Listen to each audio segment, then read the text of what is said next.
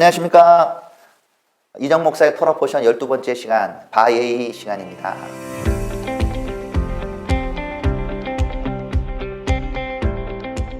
이번 주 파라샤 바이헤이는 그리고 그가 살았다는 뜻입니다. 토라 말씀은 창세기 47장 28절부터 50장 26절까지 말씀인데요. 47장부터는 야곱이 자기가 죽음을 앞두고 유언을 하는 장면들이 나옵니다. 그리고 여러 유언들 중에서 먼저 요셉에 대한 유언들, 그리고 요셉의 손자들을 자신의 아들로 삼는 장면이 나오게 되고요. 그리고 에브라임과 므낫세가 장남이지만 에브라임을 장남으로 삼아서 예언을 하게 됩니다. 또 창세기 49장에는 아들 12명에 대해서 각자의 분량에 맞게 예언을 해주게 되는데 그 예언의 의미들을 좀 살펴보도록 하고요. 그리고 결국은 야곱이 죽게 됩니다.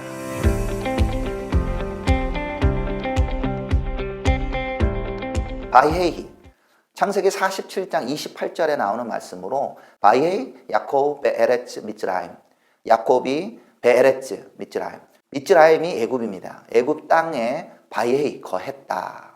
야곱이 애굽 땅에 17년을 거주하였으니 그의 나이가 147세라. 요셉과 떨어져 22년간을 떨어져 살다가 결국은 감동에 다시 재회를 하게 되는데 그도 애굽 땅에 있으면서 자기의 수명이 다 돼서 이제 죽게 되었습니다. 애굽 땅에서 있을 때는 사랑하는 요셉과 함께 시간을 보내면서 나름대로 호화로운 생활을, 아니 좀 풍요로운 생활을 했을 거라고 생각합니다. 하지만 그가 죽을 때 그는 분명히 자기가 어디에 거해야 할지를 알고 있었습니다. 바이헤이는 애굽 땅에 거했다. 베에레츠 미츠라임에 거했다가 성경에 나와 있지만 야곱은 자신이 거할 땅은 하나님이 약속하신 아브람과 자기 아버지 이삭에게 약속하신 그 땅, 자신에게 약속한 그 땅 가나안 땅이 본인이 거해야 할 곳이라는 것을 분명히 알고 있었습니다. 그렇기 때문에 자신이 현재는 애굽 땅에 거하고 있지만 애굽 땅이 아닌 가나안 땅, 아버지가 묻혀 있고 할아버지 아브라함이 묻혀 있는 그 가나안 땅 헤브론 막벨라 굴에 묻어달라고 하게 됩니다. 또한 이 바이헤이는 또 다른 믿음의 사람 요셉의 유언도 같이 다루게 되는데요. 요셉도 자기가 죽게 되면서 가나안 땅 세겜에 묻어달라고 합니다. 바로 막벨라 굴이나 세겜으로 가지는 않았지만 그는 이 이스라엘 백성이 앞으로 하나님이 이끌어내오실 때 그때 자신의 유고를 가나안 땅 세겜에 묻어달라고 유언을 하게 됩니다. 이 믿음의 두 사람은 자신이 어디에 거해야 될지를 분명히 알고 있었다는 것입니다. 또한 이 바이헤이에는 바로 이스라엘 아들들, 야곱의 아들들에 대한 예언이 나오는데 각자의 분량에 따라 각자가 어떻게 하나님께 부름을 받았는지에 대한 데스티니를 다루게 됩니다. 그것을 이번 파라샤에서 함께 집중적으로 생각해 볼 것입니다. 야곱은 애굽에서 17년을 거했습니다. 17년 동안 편하게 살았지만 야곱은 자신의 본향이 어딘지 분명히 알았다고 앞에 서두에서 말했습니다. 우리가 죽음을 앞둔 때 그때가 가장 사실 중요한 시간입니다. 삶의 마지막에 내가 어디로 가야 할지, 내가 거해야 될 곳이 어딘지를 분명히 아는 것은 중요합니다. 애굽 땅, 편하고 거기서 인정받고 총리의 아버지로서 대접을 받고 있는 그 땅이 자기의 땅이 아니라는 것을 알았다는 거죠.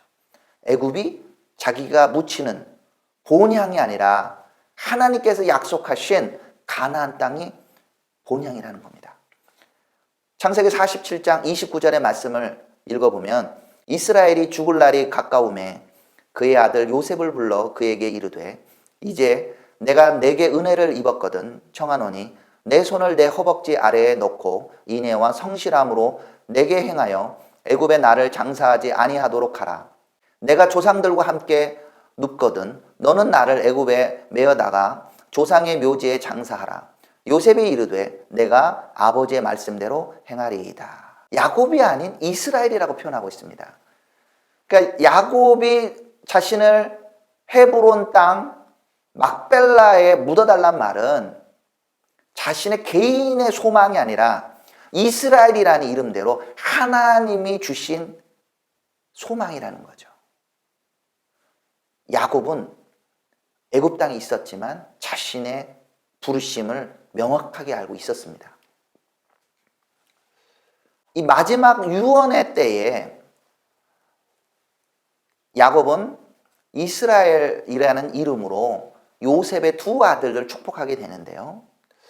야곱이라는 그 개인적인 소망으로 에브라임, 동생인 에브라임을 세운 것이 아닙니다. 이 일 후에 어떤 사람이 요셉에게 말하기를 내 아버지가 병들었다 하므로 그가 곧 두 아들 므낫세와 에브라임과 함께 이르니 어떤 사람이 야곱에게 말하되 내 아들 요셉이 내게 왔다 하매 이스라엘이 힘을 내어 침상에 앉아. 이스라엘이 요셉에게 막벨라의 굴에 자신을 묻어달라고 한 이후로 드디어 야곱이 죽을 때가 됐죠. 그래서 장남의 므낫세와 차남의 에브라임과 함께 왔는데 이미 죽게 되었으니까 야곱은 병상에 누워 있었어요. 그런데 이스라엘은 힘을 내어 병상에 앉았답니다. 야곱, 인간적인 야곱은 육신이 죽을 때가 되었지만 하나님이 부르신 이스라엘은 힘을 내어 병상에 앉은 거죠. 그가 그 두 손주를 축복을 해주는 것은 단순한 아버지나 할아버지가 하는 기도가 아닌 이스라엘은 하나님의 권위로 축복하는 거라는 겁니다. 이 예언은 굉장히 특별한 예언을 가지게 되는데요. 뭐냐면 분명히 므낫세와 에브라임은 손자지만 야곱은 그 두 사람을 아들로 삼아버립니다. 그래서 5절에 내가 애굽으로 와서 내게 이르기 전에 애굽에서 내가 낳은 두 아들 에브라임과 므낫세는 내 것이라. 누벤과 시므온처럼 내 것이 될 것이요. 보시면 분명히 요셉이 데려올 때는 므낫세와 에브라임을 데리고 왔는데 순서가 바뀌었습니다. 야곱이 그 두 아들을 에브라임과 므낫세라고 해서 에브라임을 먼저 두게 되죠. 그러면서 하는 얘기가 누벤과 시므온처럼 아들로 삼겠다고 합니다. 참 이해하기가 어려울 수도 있지만 분명하게 보는 것은 하나님이 요셉을 장남으로, 이스라엘이 요셉을 장남으로 인정했다는 거죠. 장남이 받는 가장 큰 복은 바로 그 분량을 다른 형제보다 2배를 더 받는 건데 요셉은 2배 분량을 여기서 받게 됩니다. 그리고 형과 동생이 바꾸게 됩니다. 19절에 그의 아버지가 허락하지 아니하며 이르되 나도 안다 내 아들아 나도 안다 그도 한 족속이 되며 그도 크게 되려니와 그의 아우가 그보다 큰 자가 되고 그의 자손이 여러 민족을 이루리라 하고 그날에 그들에게 축복하여 이르되 이스라엘이 너로 말미암아 축복하기를 하나님이 내게 에브라임 같고 므낫세 같게 하시리라 하며 에브라임을 므낫세보다 앞세웠더라. 할아버지 야곱이 손주를 아들로 삼았습니다. 그리고 형을 동생으로, 동생인 에브라임을 형으로 만드는 예언을 하게 되는 거죠. 여기서 이 말, 내게 에브라임 같고 므낫세 같다고 하는 그 말은 지금도 유대인들이 샤반 예배를 드릴 때 가장 먼저는 아내를 위하여 기도합니다. 잠언 31장 말씀 가지고 아내를 축복을 기도하고 두 번째로 아들을 위해서 기도하는데 아들을 기도할 때는 이 말을 가지고 하나님 이 아들을 에브라임 같고 므낫세와 같게 하시옵소서라고 기도합니다. 창세기 49장에 보면 야곱이 나머지 아들들에게도 예언을 하면서 유언 그리고 그들을 축복해주는 시간을 가지게 됩니다. 그 유언이 가지는 의미를 살펴보면 크게 4가지 의미를 저는 정리할 수 있다고 봅니다. 첫 번째는 아버지 야곱의 말이 아들들의 삶에 절대적 영향을 주게 된다는 것을 보게 됩니다. 두 번째, 아버지가 주는 유언, 축복의 말이 바로 하나님이 주시는 복의 통로가 된다는 겁니다. 세 번째, 아버지 야곱을 통해서 그 아들들의 후에 어떤 일을 당하게 될 건지에 대한 예언을 하게 된다는 거죠. 그리고 네 번째, 그 유언과 예언의 말이 그냥 주어지는 것이 아니라 그 아들들의 삶의 분량에 따라 주어지게 된다는 겁니다. 그러니까 이 야곱의 유언과 축복의 일종의 원리는 우리의 삶에게도 정확하게 적용된다고 저는 믿습니다. 우리의 아버지의 말이 자녀들에게 영향을 많이 줍니다. 그리고 우리는 내가 아들로서 또한 우리가 앞서간 세대에 있는 사람들은 아버지로서 우리의 자녀들을 이렇게 축복을 해줘야 되는 거죠. 누벤, 시므온, 레위를 먼저 예언을 해주게 되는데요. 누벤아, 너는 내 장자요, 내 능력이요, 내 기력의 시작이라. 위풍이 월등하고 권능이 탁월하다마는 물의 끓음 같았은즉 너는 탁월하지 못하리니 내가 아버지의 침상에 올라 더럽혔음이로다. 그가 내 침상에 올랐었도다. 네, 누벤은 야곱의 장자였습니다. 그리고 내 능력이요 기력의 시작이라 말하는 것처럼 굉장히 능력이 뛰어났던 것 같아요. 월등하고 권능이 있었어요. 하지만 그가 가지고 있는 그 열정이 넘지 말아야 되는 선을 넘었습니다. 자기의 계모되는 빌하와 동침하게 되죠. 그래서 아버지가 죽을 때가 될 때도 그것을 기억하고 있습니다. 그러니까 우리가 하나님이 우리를 사용할 때 그의 능력도 중요하지만 그의 행위, 그의 삶이 굉장히 중요한 것을 보게 됩니다. 둘째, 셋째도 마찬가지입니다. 시므온은 그리고 레위와 함께 세겜 사람들을 살인하고 죽이고 그래서 야곱의 집안을 위기에 빠뜨리게 되죠. 그래서 야곱은 그들에게 말하기를 너희들은 흩어지게 될 것이다 라고 말합니다. 그래서 시므온은 결과적으로 나중에 유다 지파에 흡수되어서 없어지게 되고 그리고 레위는 도피성으로 흩어지게 되고 자기의 땅을 갖지 못하고 흩어져 살게 되게 됩니다. 그래서 누벤과 시므온과 레위의 삶에 따라 그들에게 예언하고 그들을 축복하는 시간을 가지게 됩니다. 넷째, 유다가 받는 복은 굉장히 특별합니다. 그래서 한번 읽어보기를 원하는데요. 창세기 49장 8절에 나옵니다. 유다야, 너는 내 형제의 찬송이 될지라. 내 손이 내 원수의 목을 잡을 것이요 내 아버지의 아들들이 내 앞에 절하리로다. 유다는 사자 새끼로다. 내 아들아, 너는 움킨 것을 찢고 올라갔도다. 그가 엎드리고 웅크림이 숫사자 같고 암사자 같으니 누가 그를 범할 수 있으랴. 규가 유다를 떠나지 아니하며 통치자의 지팡이가 그 발 사이에서 떠나지 아니하기를 실로가 오시기까지 이르리니 그에게 모든 백성이 복종하리로다. 그의 나귀를 포도나무에 매며 그의 암나귀 새끼를 아름다운 포도나무에 맬 것이요 또 그 옷을 포도주에 빨며 그의 복장을 포도즙에 빨리로다. 그의 눈은 포도주로 인하여 붉겠고 그의 이는 우유로 말미암아 희리로다. 유다가 받은 복은 굉장히 특별합니다. 먼저 그의 이름대로 그는 내 형제의 찬송이 되리라고 말하고 있습니다. 그래서 우리가 가진 이름이 굉장히 중요한 걸 알게 됩니다. 하나님께서 아브라함으로 바꿔주시고 이삭에게 이름을 주시고 야곱을 이스라엘로 바꿔주시는 것처럼 유다의 원래 뜻이 찬송인 것처럼 그 이름대로 유다야 너는 내 형제의 찬송이 될지라 라고 말합니다. 그리고 유다는 그가 지난주 바이가쇼에서 나왔듯이 아버지의 마음을 알고 그는 베냐민을 위하여 자신의 삶을 던지게 됩니다. 그래서 아버지께 인정받게 되고 내 아버지 아들들이 내 앞에 절하리로다. 리더가 되는 것으로 인정받게 되죠. 그리고 여기서 말하는 규는 통치자의 이런 통치의 홀이죠. 그 규가 유다를 떠나지지 아니하며 통치자의 지팡이 이스라엘 왕들이 나온다는 것을 말하고 있습니다. 그리고 네 번째로 실로가 내게 임한다고 했는데 그 실로는 메시아라고 해석할 수 있습니다.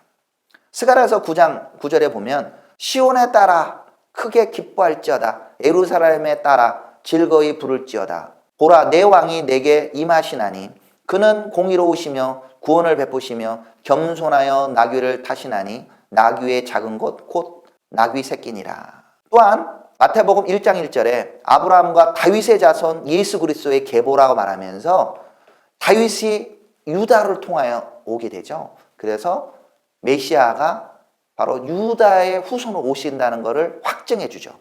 또한 계시록 5장 5절에도 보면 장로 중에 한 사람이 내게 말하되 울지 마라, 유다 지파 사자 다윗의 뿌리가 이었으니 그 두루마기와 그 7인을 떼시리라 하더라. 이 메시아가 유다의 사자라는 것을 분명히 보여주고 있습니다.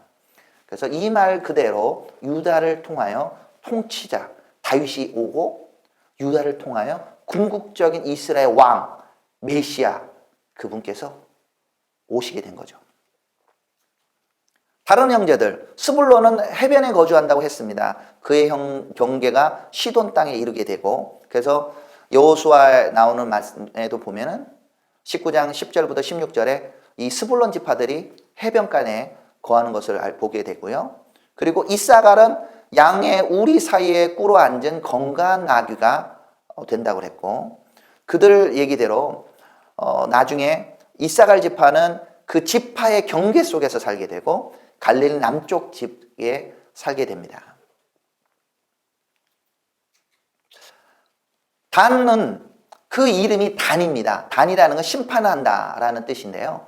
그 이름대로 그의 백성을 심판하리라. 그래서 단 자손을 통하여 삼손이 태어나게 되고요. 또 갓은 군대의 추적을 받으나 도리어 그들을 추격하리로다 라고 말한 저로 용맹한 전사들이 갓 지파에서 나오게 됩니다. 아쉘은 먹을 것은 기름진 것, 왕의 수라상을 차지한다라는 말처럼 아셀이 거하는 그 지파의 땅은 갈멜사 북쪽 지역의 땅을 나중에 받게 되면서 비옥한 땅을 아셀 지파가 차지하게 됩니다. 납달리는 노인 암사스름이 아름다운 소리를 낸다라는 그 유언처럼 이 납달리 지방의 사람의 이 사사기에 보면 4장 10절에 바락이 스불론과 납달리를 게데스로 부르니 10,000명이 그를 따라 올라가고 드보라도 그와 함께 올라가니라. 5장 1절에 이날에 드보라와 아비노함의 아들 바락이 노래하여 이르되 이스라엘 영솔자들이 영솔하였고 백성이 즐거이 헌신하였으니 여호와를 찬송하리로다. 바로 스불론과 납달리 사람들이 이렇게 하나님께 쓰임을 받게 되는 것을 보게 됩니다. 가장 또 중요한 또 예언이 또 요셉에게 주어지게 됩니다. 요셉은 두 번의 예언과 유언을 받게 되는데 첫 번째 유언은 창세기 48장 21절에 나오게 됩니다. 자신을 헤브론 막벨라 굴에 묻어달라고 하면서 요셉에게 말하기를 이렇게 얘기하죠. 이스라엘이 요셉에게 또 이르되 나는 죽으나 하나님이 너와 함께 계시사 너희를 인도하여 너희 조상의 땅으로 돌아가게 하시려니와 내가 내게 내 형제보다 세겜 땅을 더 주었나니 이는 내가 내 칼과 활로 아모리 족속의 손에서 빼앗은 것이니라. 이 요셉에게는 분명히 땅을 지정해 줍니다. 너는 세겜 땅. 그 세겜 땅은 사실은 야곱이 밧다바라에 돌아와서 처음으로 돈 주고 산 땅이거든요. 그 땅을 요셉아 네가 그 땅을 차지해라 하고 세겜 땅을 유언으로 주게 됩니다. 두 번째 예언은 49장 22절 다른 형제하고 할 때 유언의 말씀을 주게 되는데요. 요셉은 무성한 가지 곧 샘 곁에 무성한 가지라 그 가지가 담을 넘었도다. 활 쏘는 자가 그를 학대하여 적개심을 가지고 그를 쏘았으나 요셉의 활은 도리어 굳세며 그의 팔은 힘이 있으니 이는 야곱의 전능자 이스라엘의 반석인 목자의 손을 힘입으이라. 내 아버지 하나님께 말미암나니 그가 너를 도우실 것이요 전능자로 말미암나니 그가 내게 복을 주실 것이라. 위로 하늘의 복과 아래로 깊은 샘의 복과 젖먹이는 복과 태의 복이리로다. 내 아버지의 축복이 내 선조의 축복보다 나아서 영원한 사람이 한없음 같이 이 축복이 요셉의 머리로 돌아오며 그 형제 중 뛰어난 자의 정수리로 돌아오리로다. 요셉도 유다와 마찬가지로 긴 유언을 받게 되는데요. 먼저는 그가 무성한 가지라고 말합니다.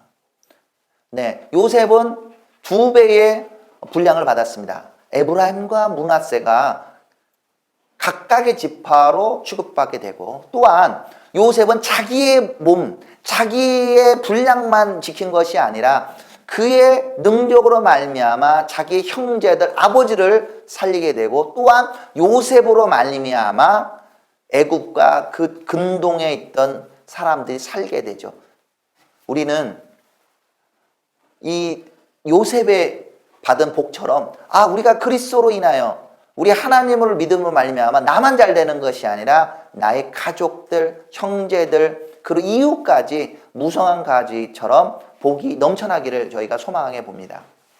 2번째로 그는 자기 형제들에게 박해를 받게 됩니다. 그 형제들이 활 쏘는 자처럼 학대하고 적개심을 가지고 그를 쏘았다고 말하고 있습니다. 그렇지만 그는 그의 모든 형들의 박해를 이겨내고 하나님 앞에 귀하게 쓰임을 받게 됩니다. 그리고 요셉은 그 이김을 통하여 전능자가 도와주게 되고 그를 통하여 복이 흘러가게 되죠. 그래서 에브라임 자손, 요셉의 후손을 통하여 여호수아, 드보라, 사무엘, 기드온, 입다 등이 바로 요셉의 자손으로 오게 됩니다. 마지막으로 12번째 아들 베냐민은 물어뜯은 일이라. 참 희한하죠. 야곱이 그렇게 베냐민을 보호하고 싶었는데 마지막 때 예언에는 그가 어떤 사람인지 분명히 보여집니다. 그는 그렇게 좋은 성격은 아니었던 것 같아요. 그래서 호전적인 성격이 있다 했는데, 실제로 성경에 보면은 베냐민 자손들이 굉장히 싸움 기질이 굉장히 많은 걸 보게 됩니다. 그래서 사사기 때 다른 지파와 함께 강력하게 싸우는 지파가 베냐민이고, 또 사울도 베냐민 지파의 후손입니다. 이 야곱이 아들들을 축복하는 그 기준이 무엇인가를 살펴보면, 첫 번째, 그는 그 아들들을 자신의 말대로, 자신이 원하는 대로 축복한 것이 아니라 하나님이 주시는 감동대로, 또한 그들 각 사람의 분량대로 축복하게 됩니다. 49장 28절에 이들은 이스라엘의 12지파라. 이와 같이 그들의 아버지가 그들에게 말하고 그들에게 축복하였으니 곧 그들 각 사람의 분량대로 축복하였더라. 네, 우리는 복을 사모합니다. 하나님 저의 앞을 이렇게 인도해 주세요. 여러 가지 하지만 유언, 애언은 각 사람의 분량대로 받는 겁니다. 그래서 우리 자신들이 정말 하나님 앞에 우리 삶을 거룩히 드리기를 원합니다. 그리고 그 분량대로 행한 대로 갚아주는 걸 보게 됩니다. 가장 극명하게 나타나는 사람이 누벤, 시몬과 레위죠. 계시록 2장 23절에 보면은 또 내가 사망으로 그의 자녀를 죽이리니 모든 교회가 나는 사람의 뜻과 마음을 살피는 자인 줄 알지라. 내가 너희 각 사람 행위대로 갚아주리라. 22장 12절에도 보라 내가 속히 오리니 내가 줄 상이 내게 있어 각 사람에게 그의 일한 대로 갚아주리라. 우리의 삶이 굉장히 중요합니다. 우리가 심은 대로 열매를 맺게 되어 있습니다. 열매도 맺게 되고 그 심은 대로 행위대로 예언도 받게 되고, 또 궁극적으로 마지막 삶에서 주님께서 그 행위대로 갚아주시게 됩니다. 끝으로 이 예언, 유언을 경홀히 여기면 안 됩니다. 특별히 우리 아버지들의 예언 너무너무 중요합니다. 예언을 경솔히 여기지 않기를 원합니다. 하나님께서 귀하게 쓰신 아주 풍우나 야곱이 결국은 묻히게 됩니다. 49장 29절에 그가 그들에게 명하여 이르되 내가 내 조상들에게로 돌아가리니 나를 햇사람 에브론의 밭에 있는 굴에 우리 선조 함께 장사하라. 이 굴은 가나안 땅 마므레 앞 막벨라 밭에 있는 것이라. 아브라함이 햇사람 에브론에게서 밭과 함께 사서 그의 매장지를 삼았으므로 아브라함과 그의 아내 사라가 거기 장사되었고 이삭과 그의 아내 리브가도 거기 장사되었으며 나도 내 아를 그곳에 장사하였노라. 이 밭과 거기 있는 굴은 햇사람에게서 산 것이니라. 야곱이 아들들에게 야곱에게 명하기를 마치고 그 발을 침상에 모으고 숨을 거두니 그의 백성에게로 돌아갔더라. 야곱이 결국은 아들들에게 다 말을 하고 숨을 거두고 죽게 됩니다. 창세기 50장은 야곱의 죽음 이후 그 아들들, 특별히 요셉이 아버지의 유언대로 그를 막벨라 굴에 장사하게 됩니다. 그러고 나니까 그 형들이 17년이 지났지만 요셉을 두려워하게 됩니다. 아버지가 죽었으니 요셉이 우리를 죽일 수도 있겠구나. 그때 요셉은 그 형들을 용서해 줍니다. 50장 19절에 요셉이 그들에게 이르되 두려워하지 마소서 내가 하나님을 대신하리이까. 당신들은 나를 해하려 하였으나 하나님은 그것을 선으로 바꾸사 오늘과 같이 많은 백성의 생명을 구원하게 하시려 하셨나니 당신들은 두려워하지 마소서 내가 당신들과 당신들의 자녀를 기르리이다 하고 그들을 간곡한 말로 위로하였더라. 요셉은 분명히 알고 있었습니다. 그냥 잊은 게 아니에요. 당신들은 나를 해하려 하였으나 알고 있지만 하나님이 그걸 선으로 바꾸셨고 나도 그것을 하나님의 뜻대로 존중합니다. 그냥 악을 선으로 갚는 요셉의 모습을 보게 됩니다. 당신들도 보호할 뿐만 아니라 당신들의 자녀들로 내가 기르겠습니다. 그 말 그대로 요셉은 22절에 보면 요셉이 그의 아버지 가족들과 함께 애굽에 거주하여 110세를 살며 에브라임의 자손 3대를 보았으며 므낫세의 아들 마길의 아들들도 요셉의 슬하에서 양육되었더라. 요셉을 통하여 야곱의 아들들, 그 손자들 70명의 자손들은 애굽에서 번성하게 됩니다. 하지만 여기서 우리 이번 주 파라샤의 제목처럼 요셉은 애굽 땅이 자신이 영원히 거할 곳이라고는 생각하지 않습니다. 그가 죽을 때 요셉이 예언을 합니다. 요셉이 그의 형제들에게 이르되 나는 죽을 것이나 하나님이 당신들을 돌보시고 당신들을 이 땅에서 인도하여 내사 아브라함과 이삭과 야곱에게 맹세하신 땅에 이르게 하시리라 하고 요셉이 또 이스라엘 자손에게 맹세시켜 이르기를 하나님이 반드시 당신들을 돌보시리니 당신들은 여기서 내 해골을 메고 올라가겠다 하라 하였더라. 요셉이 110세의 죽음에 그들이 그의 몸에 향재료를 넣고 애굽에서 입관하였더라. 요셉은 죽었지만 그는 자신의 유골을 가나안 땅에 묻어달라고 합니다. 구체적으로는 세겜 땅에 묻어달라고 합니다. 이유는 자기 아버지 야곱이 너는 세겜을 차지하라 그 말을 기억하는 거죠. 그래서 이스라엘 백성이 출애굽할 때 요셉의 유골을 가지고 나가게 됩니다.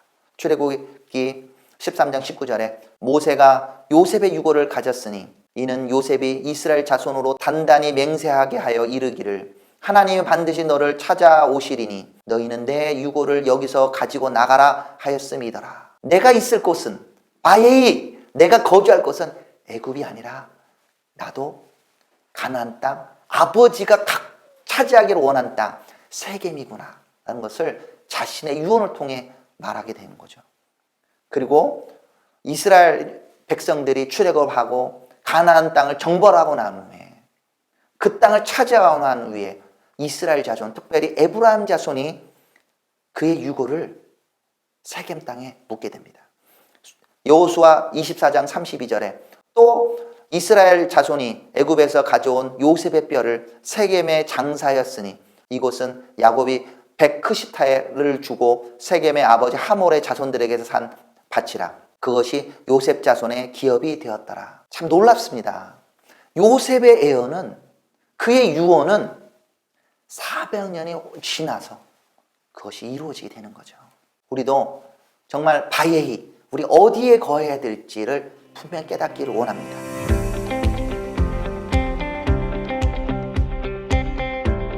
함께 읽는 하프타라 말씀은 열왕기상 2장 1절부터 12절까지 말씀입니다. 다윗의 유언이 나오게 되는데요. 1절부터 4절까지 읽도록 하겠습니다. 다윗이 죽을 날의 임박함에 그의 아들 솔로몬에게 명령하여 이르되 내가 이제 세상 모든 사람이 가는 길로 가게 되었노니 너는 힘써 대장부가 되고 내 하나님 여호와의 명령을 지켜 그 길로 행하여 그 법률과 계명과 율례와 증거를 모세의 율법에 기록된 대로 지키라. 그리하면 내가 무엇을 하든지 어디로 가든지 형통할지라.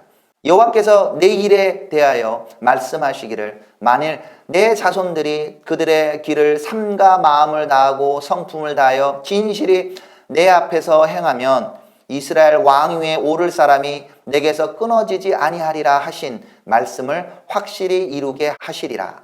다윗도 죽게 됩니다. 또 다른 유언이 또 나오는 거죠.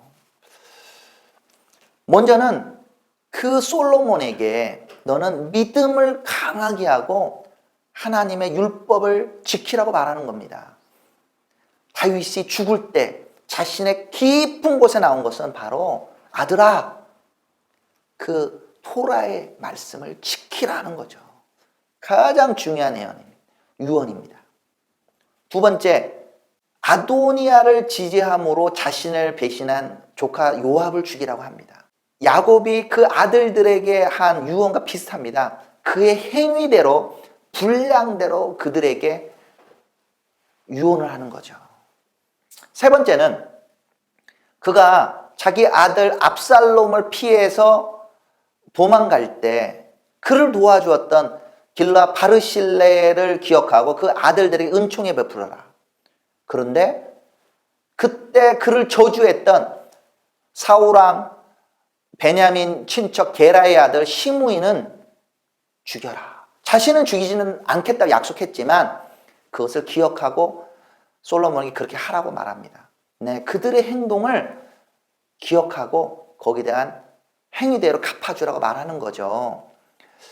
우리가 정리를 하면 다윗의 유언에도 그 삶 속에서 우러나오는 율법을 지키라는 말씀, 그리고 자신에게 행했던 사람들의 행위대로 갚아주라는 것이 들어있습니다.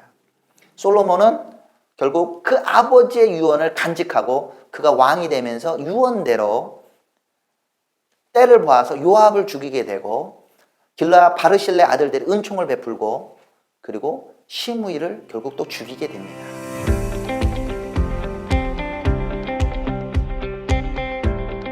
함께 읽는 신학의 말씀은 히브리서 11장 21절부터 22절 말씀입니다. 믿음으로 야곱은 죽을 때에 요셉의 각 아들에게 축복하고 그 지팡이 머리에 의지하여 경배하였으며 믿음으로 요셉은 임종시에 이스라엘 자손들이 떠날 것을 말하고 또 자기 뼈를 위하여 명하였으며 우리가 계속 나눴죠. 근데 야곱과 요셉의 그 유언이 바로 믿음으로 했다는 것을 히브리어 기자가 분명하게 정리해 줍니다. 네, 야곱과 요셉 두 사람 다 정말 고난을 겪었습니다. 그리고 하나님의 그의 삶 속에서도 갚아주십니다. 그렇지만 그들은 궁극적으로 믿음 안에서 내가 어디에 거해야 될지 바에히 그 뜻을 알고 있었다는 거죠. 함께 있는 베드로전서 1장 3절부터 9절 사이에 더 분명하게 말하고 있습니다. 어디에 거해야 할지. 우리 주 예수 그리스도의 아버지 하나님을 찬송하리로다. 그의 많으신 긍휼대로 예수 그리스도를 죽은 자 가운데서 부활하게 하심으로 말미암아 우리를 거듭나게 하사 산 소망이 있게 하시며 썩지 않고 더럽지 않고 쇠하지 아니하는 유업을 있게 하시나니 곧 너희를 위하여 하늘에 간직하신 것이라. 그렇습니다.